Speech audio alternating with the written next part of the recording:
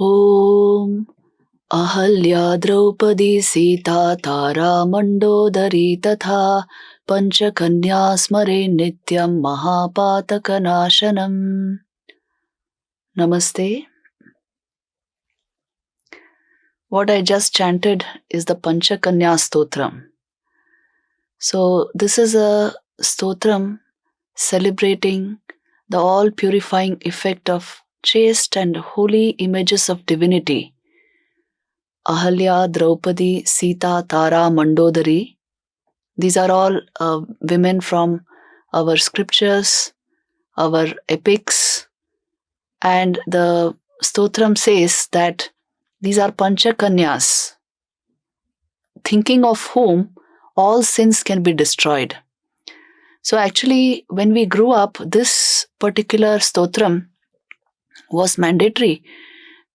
They used to say that chanting this in the early mornings, remembering the lives of these great pure women, purifies the mind. So what a beautiful concept. And today we are going to discuss the life of Mother Sita.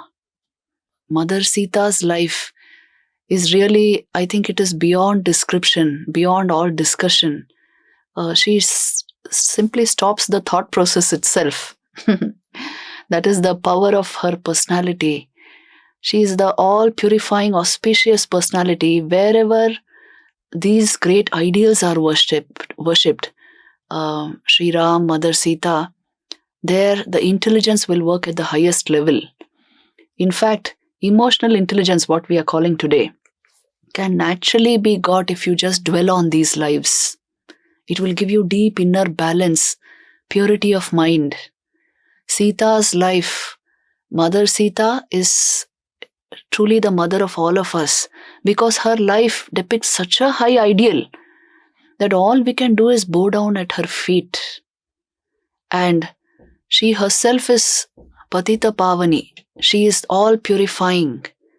Just to think of her, the mind reaches a level of clarity which is required for spiritual practice. Just remembering her, chanting her all-purifying name, that itself is blissful. So we are not going to discuss all the incidents of the Ramayana, but a few incidents especially concerning Mother Sita's life. And these incidents will show us her great mind, her transcendental personality actually. And this kind of a study, as I told you, it is a sadhana in itself. One of the best ways to progress in spiritual life, easiest ways, is really to follow the life of a saint and to get inspired by their divine emotions. So let us dwell upon Mother Sita's life and see how much there is to learn from her life in this modern age. Vivekananda would get emotional when he would talk of Mother Sita. And he would say, Sita, I know the race that produced a Sita, even if it only dreamt of her, it has a veneration for women that is unmatched anywhere on earth. Because really she shows transcendental virtues. Her personality is so unique. She is the paragon of virtue. She is the pride of India. She is Bharat Atma. She is the very soul of India. Ram and Sita are called Bharat Atma. They constitute the soul of India. And this, Vivekananda also used to say, that character was depicted once and for all. Ramas we may have by thousands, but there will not be another Sita. So great was her life. And so immense is her bhav that really, even to think of this personality, it puts your mind into a meditative state. So many incidents of her life, right from childhood, if we see, we will know that the sheer immensity and power of this culture. Mother Sita is responsible for our great cultural values. She inspired generations of women and a culture based on family values, a culture based on respect and devotion. Mother Sita was the very embodiment of devotion. And let us discuss some of these incidents, but for that I would like to give you a background. If you have to understand the personality of Sri Ram thoroughly in all its aspects, it is also important to study the Yoga Vasishta. Why I say this is, the Ramayana will give you his general life, but an insight into the nature of his mind and why he was so decisive and why he was so staunch about certain things, so austere, that you will understand from the Yoga Vasishta. So there, the Yoga Vasishta is actually a book which precedes Shankaracharya's time, and which speaks of the highest Advait Vedant, but in the form of parables, fables, stories, and very intricate stories, one story within another, and emphasizes on the path of yoga to reach that highest Advait Vedant. So this is the speciality of Yoga Vasishta. It is actually a conversation between Sri Ram and his family preceptor, the great guru of the Solar dynasty, sage Vasishta. So when does this conversation take place? It took place when Sri Ram had returned home after completing his education. So he's only a young teenager, about 16 years old. And his father, he's the pride of his father and the whole family, the heir of the kingdom. Everybody looks up to him, and he has such a sweet, amiable nature. He sort of radiates divinity. So everybody is now looking forward to his becoming Yuvraj and king. But Sri Ram's mind is elsewhere. His mind is, he is so deep into self-knowledge, so wanting to remain established in that knowledge, that he actually wants to lead a reclusive life. So this is how they find him. Once he's in the palace, they see that he isolates himself. He is deeply meditative. Whenever Dasharath or his mother enter his room, they find Sri Ram in meditation. And he's unconcerned about the affairs of the state. So quickly they understand that his mind is deeply turned away from the world. But he is the great pride of this kingdom, the future king. So they are all very worried. And so Dasharath tries to talk with him, but then he goes and tells sage Vashisht, who was the family preceptor of the Solar dynasty. He is told to come and talk with Sri Ram and convince him of his need to fulfill his duties in the world. So sage Vasishta comes, and then the conversation that ensues between Sri Ram and sage Vasishta constitutes the Yoga Vasishta. So Sri Ram expresses his desire to remain untouched by the world and completely immersed in spiritual practice. And sage Vasishta convinces him that the world is not apart from Brahman. It is an expression of Brahman. And so when you serve it, you are only serving God. It is a spiritual practice. It is a spiritual discipline, and that itself will give him the highest. So this conversation has a lots of stories in it. But it is important to know this mindset of Sri Ram to understand some of the decisions of his life. And, when actually the time came for Sri Ram to become the king, so King Dasharath announces that now Sri Ram will be, the crown will be passed on to Sri Ram, and all preparations are made for the coronation. This is after sage Vasishta's advice and all that. So the whole palace, the whole kingdom is ready for this change, and they are very happy to see Sri Ram as the new king. But kingship appears to Sri Ram like a chain. This is how it is described in the Ramcharitmanas by Tulsidas ji, that Sri Ram was at that point like a young elephant which has been caught in chains, and kingship is the chain, because his mind was naturally moving towards the highest consciousness and bliss. He wanted to remain immersed in Brahman. But now this new duty has fallen upon him, and his guru also has advised him that this is the best course for his life to take. And of course, he had come with a divine purpose. So then he gives into that. But to one of such a mindset, all of these, the glamour of kingship all meant nothing, actually. And when things turned overnight, as you all know, due to the intervention of Manthara, she turned the mind of Kaikeyi. Mother Kaikeyi asked for two boons. One was for Sri Ram to be sent to the forest for 14 years, and the second one was for her son Bharat to be made king instead of Sri Ram. Now, this strange turn of events overnight changes everything. And the next day, Sri Ram is very ready to go to the forest. In fact, Tulsidas ji describes him as he's overjoyed because he would be able to lead a life of austerity in the lap of nature. And Lakshman and Sita follow him. Now, for a young girl like Sita, she must have been so young, without any thought for herself, to move into a forest and live there for 14 years to serve her husband. What a great ideal she has set. Just think of it. How difficult it must be for a young girl to live in a forest infested with wild animals, infested with demons, and in this manner. But she thinks that is her duty. She never placed herself in front. It was only her duty, her righteous conduct, which was called dharma in those days. So only that mattered to them. So she follows him to the forest, much to the displeasure of everyone in the palace. Everybody actually discourages her, including Sri Ram, and tells them that the forest is not for her because she was so delicately brought up.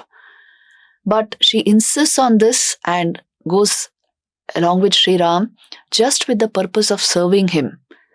So in Mother Sita's life, the bar for character is set very high. And she depicts some of the highest values of human life. So high that today some sections of our society don't even understand her. The bar is set that high. So we must understand Mother Sita's life contextually, and in its own right, it is so beautiful. She depicts truly the highest ideals of human life. Once they have decided to go to the forest, everybody is weeping. As you know, even the people of Ayodhya, they feel bereft of something so precious. Sri Ram is going to the forest. What is this? And everybody feels sickly. They all they invade the palace, as it were, and everybody tries to convince Sri Ram, Sita and Lakshman to find some other way out of this. And of course, Dasharath is heartbroken. He is already sick on his bed. But they all notice Kaikeyi is adamant about her woes. Sri Ram leaves the palace, and then there are so many beautiful incidents. See, like when they are going to cross the Ganga river. So Guha, who was a great devotee, and he is sort of their guide. And he has a ferryman. The ferryman ferries them across the Ganga. And suddenly Sita notices Sri Ram is rather disturbed. Just by seeing his face, she could know what was happening in his mind. She was so sensitive. So she sees what is disturbing him, and she knows that he has nothing to give the ferryman. Sri Ram never took any service without compensating for it, without paying for it. So then at once she removes her jeweled ring and slips it into Sri Ram's fingers. And Sri Ram is able to offer that to the ferryman, but he refuses. And Guha tells him, "Oh Lord, we have been able to render this little service to you. Please do not pay us for this. We have only helped you cross the Ganga, but you will help us cross the river of transmigratory existence, of birth and death." So like this, there are very many incidents in Mother Sita's life which show how sensitive, pure and clean she was. In fact, what a mighty personality, and what strength and courage. In quiet dignity, she expresses the highest values of human life. Then they are at Chitrakoot. There Lakshman builds a beautiful hut for them to live in. And when Bharat and Shatrughna come to know of all the mischief that has taken place in the palace, Bharat is simply heartbroken and he comes to Sri Ram. He comes to Chitrakoot in order to bring Sri Ram back to the palace, back to Ayodhya. That is his purpose. So he and Shatrughna, as soon as they come to see Sri Ram and Sita, they rush forward and fall at the feet of Sri Ram. And there are such tears in their eyes that Sri Ram doesn't know how to console Bharat. He simply clasps him to his chest, and all of them are drenched in tears. In fact, they are tears of a mixture of joy and sorrow. And all these brothers, Lakshman, Bharat and Shatrughna, always looked upon Mother Sita as mother. The eldest sister-in-law of the house is equal to mother. So then they turn towards Mother Sita, Bharat and Shatrughna, and they see that she is propitious. She is not sad or distressed or angry in any sense. And then they go and they fall at her feet and again beg forgiveness for their state, the state in which Sita and Ram are in. And Bharat pours out his heart to his mother. Sita strokes his head again and again and tells him never to worry. She never blames anybody. Look at the glory of this young girl. She never blamed anybody for whatever misfortune came into her life. She would only blame it on her karma. But never she pointed a finger towards anybody. And Bharat is inconsolable in that state. But seeing his mother so propitious and seeing the piety on her face, he tells her, Ki mother, I am the wretch who has reduced you to this state. So I beseech you, come back to the kingdom and shower your blessings on us. And then Mother Sita says, see, the dharma of Sita is the dharma of Sri Ram. I have no other dharma. What Sri Ram does, I will be doing that. And know me to be completely one with him. So whatever you have to tell, please tell him. But all the brothers notice that Sita has a flawless purity on her face. And she is not even the least bit distressed. It only shows the greatness of her mind. So anyway, Bharat tries to convince Sri Ram. We all know the story. But Sri Ram remains unconvinced and decides to go to the forest in order to fulfill the vows of the promises which Dashrath had given Kaikeyi. And as a result, Sri Ram, Lakshman and Sita then continue to live in Chitrakoot. The rest return back to the palace. And then there are very many incidents. Sita was very happy in the forest life. And she herself was like a blooming flower. She was very well known for her beauty, but she always placed character and purity before anything else in her life. She was totally bereft of body consciousness. She lived like that, like a yogini. And in the life of Sri Ram, when he knew the quality of his wife, he knew that she was divine. She was a Devi by nature. When the incident of the golden deer happened, it was actually Maricha, a demon, who was trying to win Sri Ram away from the kutia into the forest in order to allow Ravan to capture Sita. So when this incident happened, Sri Ram moved very far from the hut, and then Lakshman also had to go because Marich let out such a cry calling out Sri Ram, that Sita and Lakshman got frightened that Sri Ram was in danger. So Mother Sita pushed Sri Lakshman into the forest to search out for Ram, and she was left alone in the hut. Before he left, Lakshman drew the Lakshman Rekha, which is again symbolic of certain rules and restrictions for women for their own protection and safety. But it so happened by the turn of fate that Ravan succeeded in abducting Sita. Guileless as she was, and because Ravan came in the guise of a holy man, Sita believed in him, and also her mind was agitated thinking of the danger Sri Ram might be in. And so she, without thinking too much, she crossed the line and she was abducted by Ravan. And although after that her life would never be the same, her mind only plunged at the feet of Sri Ram. And she was totally absorbed in him to such an extent, even Ravan's pleas or whatever temptations he offered meant nothing to her. So this aspect of her life is really, you see the level of character, commitment and inner strength, inner conviction required to do this. She was tempted in so many ways. She was threatened.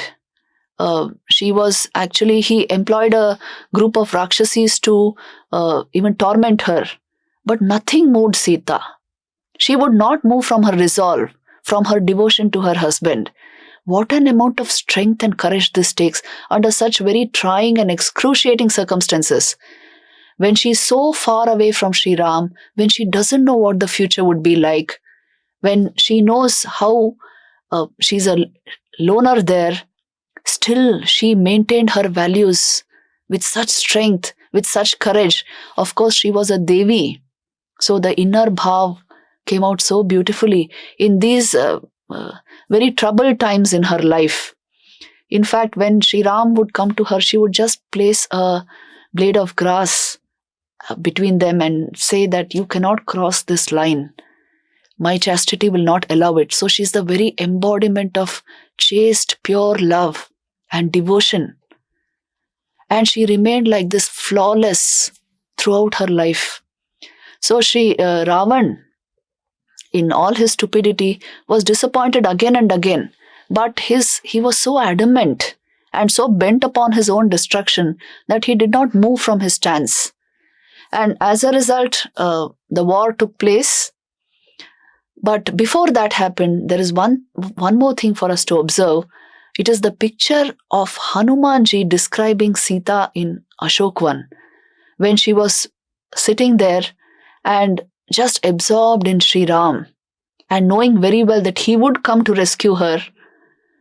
So this picture was given to Sri Ram by Hanumanji because he had visited her and he found out where she was and he gave her news to Sri Ram. He was a very good Doot who could transmit the entire information about Sita to Sri Ram. And there how he describes Mother Sita. He says to Sri Ram that she is wrapped in your thought. Around her is the radiance of absolute devotion and purity. Her mind does not dwell on anything else. This beautiful description of Mother Sita has also been given by Sri Ramakrishna. He says, you will find it in the Gospel of Sri Ramakrishna, that a devotee must be like Sita before Ram. She was completely bereft of body consciousness, utterly unconscious of her hands and feet, only with one thought in her mind, where is my Ram? There was nothing else in her life. So this is how Hanumanji found Mother Sita. And then he told Sri Ram that, see, without you, just like how there cannot be a wick, a flame without oil, Sita cannot live without you. So you must haste to Lanka and rescue her, and we are all there. We will all help you do it. Sita is my mother. She is the very symbol of womanly purity and chastity. And we will be ready to give our lives to rescue her. So then Sri Ram comes, the war takes place.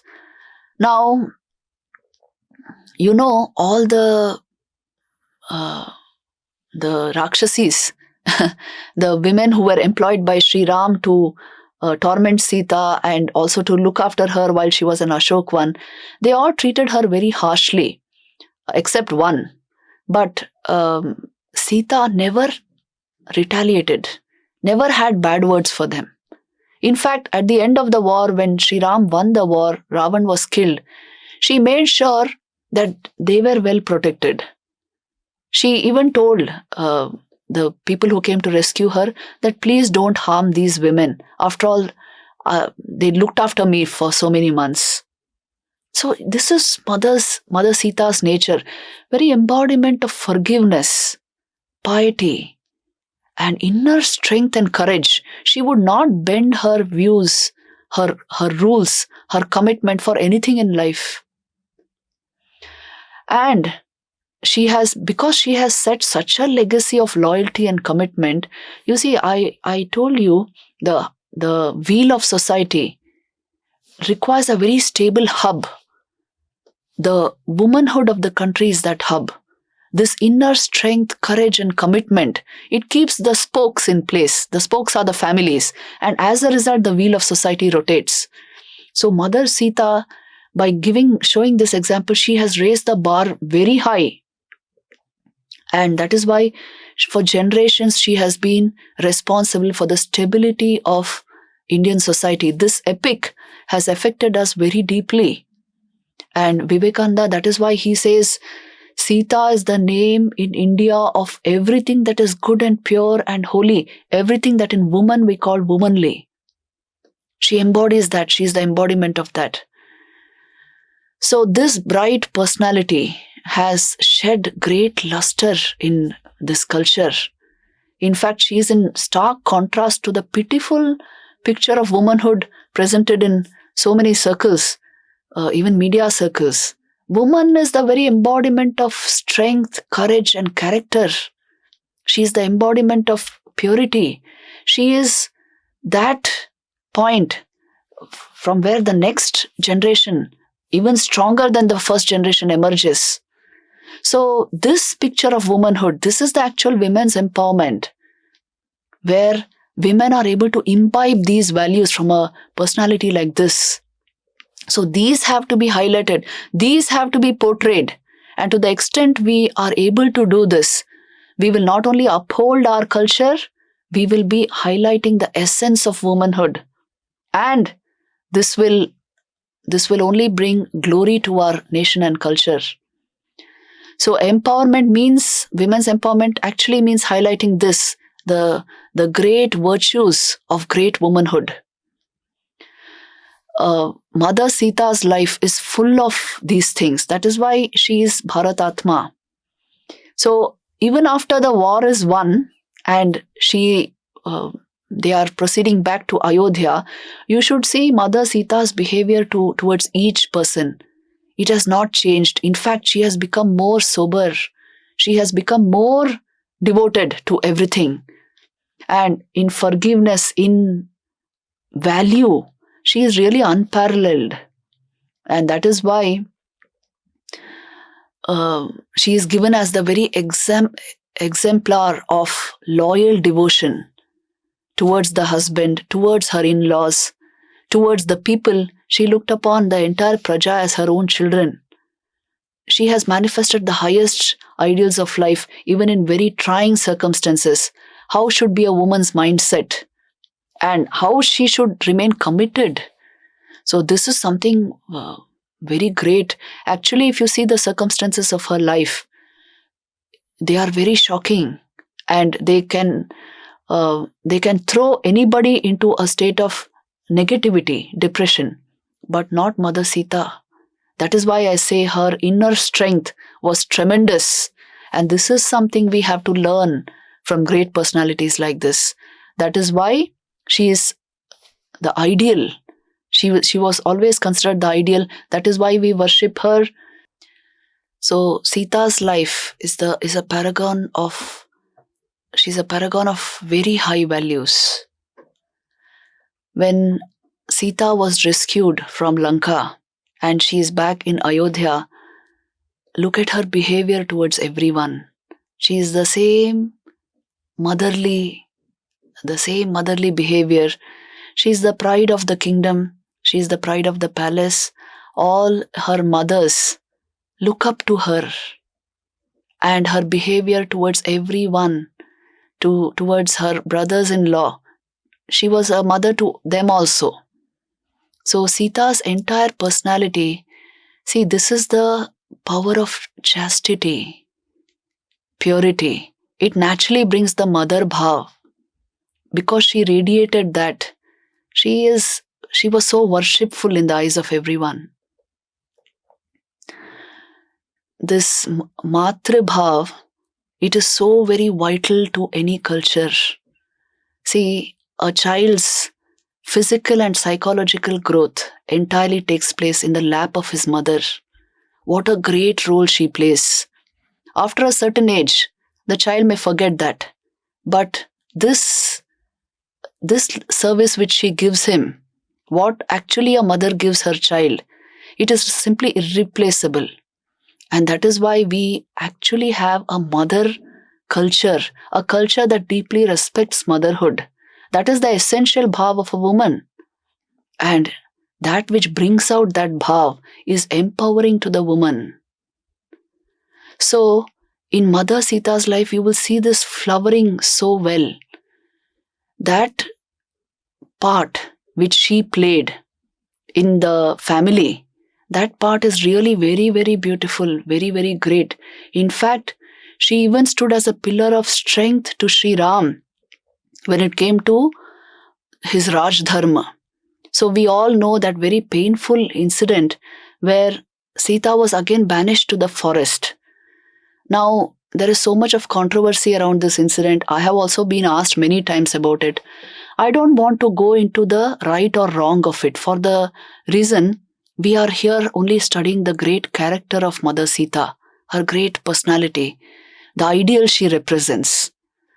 But let us remember this, that the incident itself is very cruel, unacceptable to us, and unjust. In fact, Swami Vivekananda himself says, what an unjust act of cruelty towards such a pure motherly figure. But why was it done? It was done to fortify the moral fabric of the then society. How does this apply? It was a strange government in those days, where, you see, it is something like we know not of today. It was an absolute monarchy where the monarch represented the highest ideals. It was like that. So it was not a constitutional monarchy. It was not a democracy or communism. It was not a theocracy. It was not totalitarianism. It was an absolute monarchy. It was not an oligarchy either. So, and the king had to represent the highest ideal of life. So when this was the kind of government, the king had to absolutely represent that which the people considered to be the highest. So this strange form of government made Sri Ram take this decision of sending Sita back to the forest, disowning her in a sense, because she had lived in in Lanka for so many months. Now, what was the response and reaction of Sita? So in different Ramayans, there are different versions, but some versions have it that it was a mutual understanding between them. In order to keep the moral fabric of the nation, they decided to do this. But whatever it is very heart-rending. And when Mother Sita was sent to the forest, the way she behaved, the way she carried herself in Valmiki's ashram, and the way she brought up her two twin sons, Love and Kush, that is another story which it really touches one's heart, because she taught them the greatest values of human life. Their material welfare was taken care of by Valmiki, sage Valmiki himself, who gave her refuge, who accepted her as his daughter in his ashram. But giving them this spiritual education, giving them values, giving them sanskars, how Mother Sita did it, she made them understand the value of independence, of work, of standing on one's own feet, of respecting all elders, including the king of the kingdom, of respecting everyone, all the elders, of living a life of value, and how she brought them up single-handedly. This is really another remarkable aspect of Mother Sita. In fact, words are not enough to describe the glory of her character. And that is why, Swami Vivekananda says, at one place he says, what to speak of Mother Sita? You will have to exhaust the literature of all the past scriptures and the literature of the future before finding another Sita. This is how he has described her. There is no parallel to this personality, in fact. How did she live in all these years? Her inner state of mind, this is to be seen because the external actions are expressions of the inner state of mind. She lived absorbed in God. Her nature was so devotional that even in all this, it appears to us as great suffering.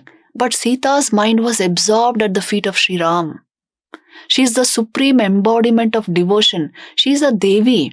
She is ever established in God consciousness. So, for her, from her standpoint, only devotion mattered. And her sufferings did not matter. So, as a result of that, you see what yoga does through all this discipline, what jnana does through all these disciplines for knowledge, that bhakti does spontaneously. It dissolves one's personality completely. So this is what happened to Sita. She dissolved in the will of Sri Ram. And as a result, she remained untouched by any calamity in her life. Anyone who saw her, don't think they saw a crying, suffering Sita. They saw her absorbed deep within herself. They saw her as a picture of divinity. And this is how she lived in the palace, and this is how she lived in the forest. This is how she lived in Valmiki's ashram. She faced all the vicissitudes of her life with a smiling, calm face. And she radiated a level of character which simply shows in everything.